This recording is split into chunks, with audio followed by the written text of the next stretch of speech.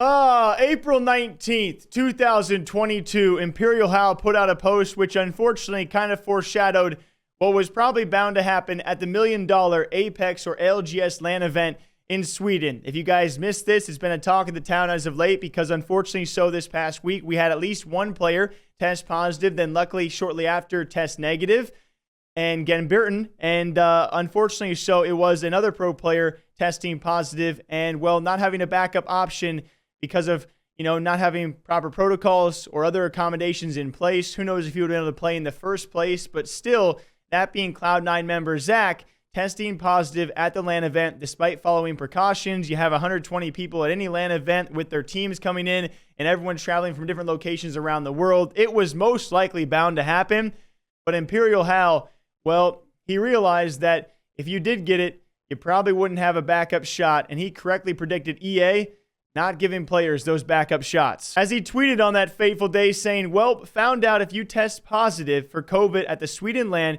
you are practically out of the tournament and are not allowed to participate. Let's pray to the RNG gods that doesn't happen to anyone. Also further responding to himself saying, wouldn't be surprised if anyone shows up and the tourney is just canceled because of this. And luckily he was wrong on that second point, but correct on the first. I'm not really sure what exactly he was told, whether it be through management or other players or from Respawn or the TO and PGL or maybe from EA.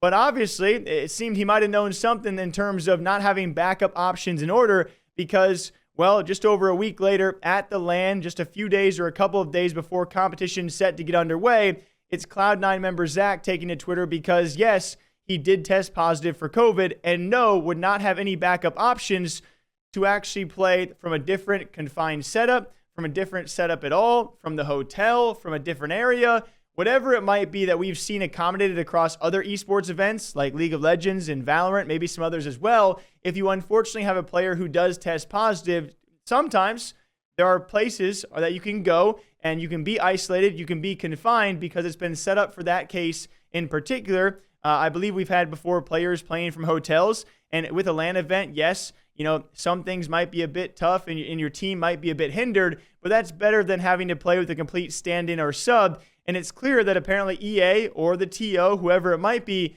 did either not prepare for this or they did know it was coming and simply chose not to have a backup option for these players and teams who for the first time in nearly 3 years will be on LAN competing for the better portion of $1 million. And so a lot of people let down by this one.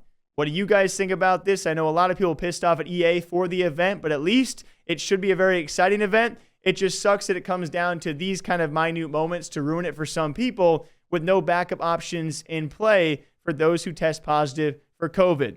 What do y'all think about it? ImperialHal guessed it. I guess we all could have guessed it, honestly. At this point or another, LAN events have become kind of COVID hotspots, and just about every esports event who's gone to LAN has had at least some players test at it or test after it getting the stuff. So what do y'all think? Till next time, take care of yourselves. Okay, bye.